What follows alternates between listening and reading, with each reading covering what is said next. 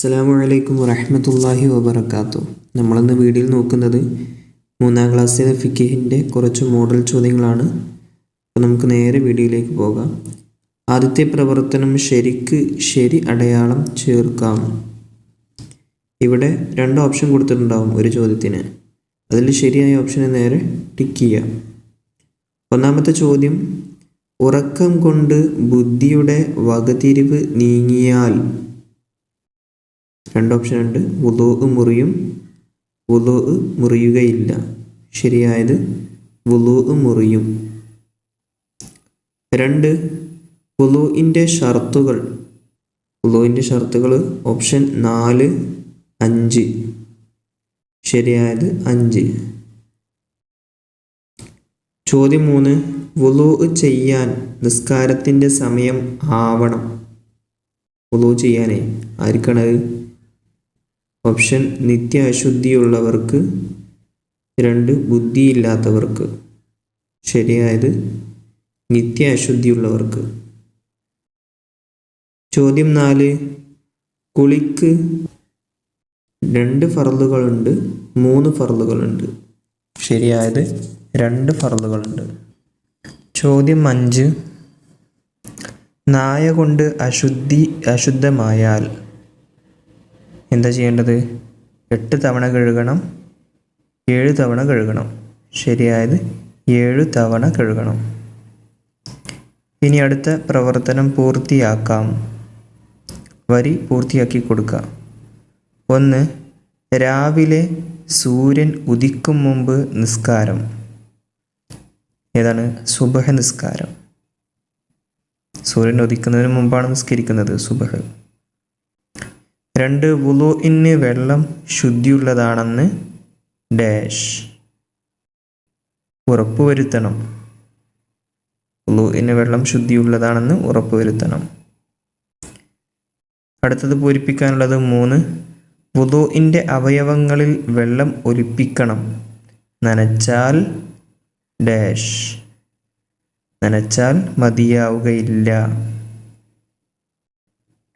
4, മറ കൂടാതെ ഖിബിലക്കും പിന്നിട്ടും വിസർജനം ഹറാമാണ്. 5, വൈകുന്നേരം സൂര്യൻ അസ്തമിച്ച ഉടനെയുള്ള നിസ്കാരം. സൂര്യൻ അസ്തമിച്ച ഉടനെയുള്ള നിസ്കാരമാണ് മഗ്രിബ്. ആ നിസ്കാരങ്ങളുടെ ചാർട്ട് പഠിക്കുന്ന നിസ്കാരം എപ്പോഴാണെന്ന് പറയുന്നുണ്ട്. ഇനി അടുത്ത പ്രവർത്തനം 2 വീതം എഴുതാം.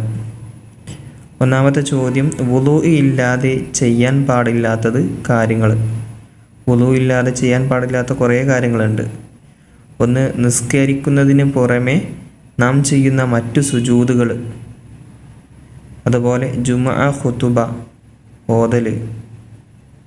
അതുപോലെ തന്നെ കഅബ തവാഫ് ചെയ്യൽ, മുസ്ഹഫ് തൊടലും അത് ചുമക്കലും.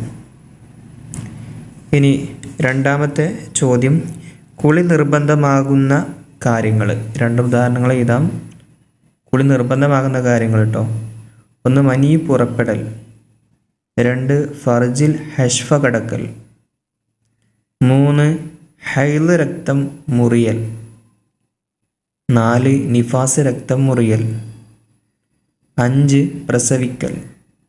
ഇനി അടുത്ത ചോദ്യം, വിസർജന മര്യാദകൾ. വിസർജന സമയത്ത് നാം ചെയ്യേണ്ട മര്യാദകൾ ഏതൊക്കെയാണ്? വിസർജന സ്ഥലത്ത് പാദരക്ഷ ധരിക്കുക, തല മറക്കുക. അതുപോലെ ഖുർആൻ ദിക്ർ പോലുള്ളവ ദേഹത്ത് നിന്ന് ഒഴിവാക്കുക.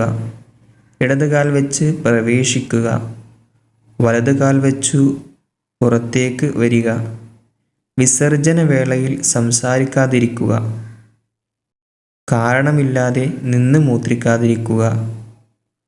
പ്രവേശിക്കും മുമ്പ് ബിസ്മില്ലാഹി അല്ലാഹുമ്മ ഇന്നി അഊദു ബിക മിനൽ ഖുബസി വൽ ഖബാഇസി എന്നും പുറത്തേക്ക് വന്ന ശേഷം ഗുഫ്റാനകൽ ഹംദുലില്ലാഹില്ലദി അദ്ഹബ അന്നിയൽ അദ വഅഫാനി എന്നും ചൊല്ലുക. അടുത്ത ചോദ്യം, നജസല്ലാത്ത ശവങ്ങൾ. നജസല്ലാത്ത ശവങ്ങൾ ചത്താലും നജസല്ല. 1, മനുഷ്യൻ. 2, മത്സ്യം. 3 ജറാദ്. ഈ ജറാദ് എന്താണെന്ന് ചോദിക്കൂട്ടോ, ചിലപ്പോൾ അർത്ഥം എഴുതാൻ വരും. വെട്ടുകിളി എന്നാണ് അർത്ഥം. ഇനി അടുത്ത പ്രവർത്തനം വ്യക്തമാക്കാം. മുഖം കഴുകുന്നതിൻ്റെ ആദ്യത്തിൽ ചെയ്യേണ്ട നിയ്യത്ത്. മുഖം കഴുകുന്നതിൻ്റെ ആദ്യത്തിൽ ചെയ്യേണ്ട നിയ്യത്ത് വുളൂഇൻ്റെ ഫർളിനെ ഞാൻ വീട്ടുന്നു. ചോദ്യം 2, നിർബന്ധമായ കുളിയുടെ നിയ്യത്ത്. നിർബന്ധമായ കുളിയുടെ നിയ്യത്ത് എങ്ങനെയാണ്? കുളി എന്ന ഫർളിനെ ഞാൻ വീട്ടുന്നു എന്നാണ് നിയ്യത്ത് ചെയ്യേണ്ടത്. ഇനി ഉത്തരം എഴുതാം. ചോദ്യം, ജലം കൊണ്ട് നജസായാൽ എങ്ങനെയാണ് ശുദ്ധിയാക്കേണ്ടത്? ഉത്തരം, നിറം, മണം, രുചി എന്നിവ പോകുന്നത് വരെ കഴുകണം. ചിലപ്പോൾ പരീക്ഷയിൽ 3 തരം നജസുകളുണ്ടല്ലോ, അതിൽ നിന്ന് എങ്ങനെ ശുദ്ധിയാകേണ്ടതെന്ന് ചോദിക്കും. ഇപ്പോൾ നായ, പന്നി എന്നിവയാണെങ്കിൽ 7 പ്രാവശ്യം കഴുകണം. അതിലൊരു തവണ മണ്ണ് കലക്കിയ വെള്ളം കൊണ്ടായിരിക്കണം. ഇനി മൂത്രം, മലം, രക്തം, ചലം, ഛർദ്ദിച്ചത് മുതലായവയാണെങ്കിൽ ഇവ എന്ത് ചെയ്താൽ മതി? നിറം, മണം, രുചി എന്നിവ നീങ്ങുന്നത് വരെ കഴുകിയാൽ മതി. പിന്നെ അതിനും താഴെയുള്ള നജസ് ഉണ്ട്, കട്ടി കുറഞ്ഞ നജസ്. അത് 2 വയസ്സ് തികയാത്ത, പാലല്ലാതെ മറ്റൊന്നും കഴിക്കാത്ത 2 വയസ്സ് തികയാത്ത ആൺകുട്ടിയുടെ നജസ്സാണ് മൂത്രം. അത് കുറഞ്ഞ നജസ്സാണ്, ചെറിയ നജസ്. അപ്പോൾ അത് എങ്ങനെ ശുദ്ധിയാക്കാം? വെള്ളം കുടഞ്ഞു കൊടുത്താൽ മതി. ഇനി അടുത്ത പ്രവർത്തനം, എന്ത് ചൊല്ലണം? എന്താണ് ഈ സന്ദർഭത്തിൽ ചൊല്ലേണ്ടത്? വിസർജനത്തിന് പ്രവേശിക്കും മുമ്പ്, അതായത് ഇടതുകാലൊക്കെ വെക്കുന്നതിന് മുമ്പായിട്ട് ചൊല്ലേണ്ടത് ബിസ്മില്ലാഹി അല്ലാഹുമ്മ ഇന്നി ദുബിക മിനൽ ഖുബസി വൽ ഖബാഇസി. ചിലപ്പോൾ ഇതിൻ്റെ അർത്ഥം ചോദിക്കാം. ഏതായാലും അതും കൂടെ ഒന്ന് പഠിച്ചു വെക്കുക. ആൺപിശാചിൽ നിന്നും പെൺപിശാചിൽ നിന്നും അള്ളാഹുവിനോട് ഞാൻ കാവലിനെ ചോദിക്കുന്നു. അള്ളാഹുവിൻ്റെ പേര് കൊണ്ട് ആൺപിശാചിൽ നിന്നും പെൺപിശാചിൽ നിന്നും അള്ളാഹുവിനോട് ഞാൻ കാവലിനെ ചോദിക്കുന്നു. ഇതാണ് അതിൻ്റെ അർത്ഥം. പിന്നെ അതുപോലെ നമ്മുടെ 3-ാം ക്ലാസ്സിലെ പാഠഭാഗത്തിൽ നിന്നും തിരഞ്ഞെടുത്ത ക്വിസ് അത് ഇതുവരെയായിട്ടും ചെയ്യാത്തവർ താഴെ കമൻറ്റ് ബോക്സ് നോക്കുക. ഫസ്റ്റത്തെ കമൻറ്റ് അതായിരിക്കും. അന്ന് ചെയ്ത് എല്ലാവരും അറിയിക്കുക. അസ്സലാമു അലൈക്കും വറഹ്മത്തുള്ളാഹി വബറകാതുഹു.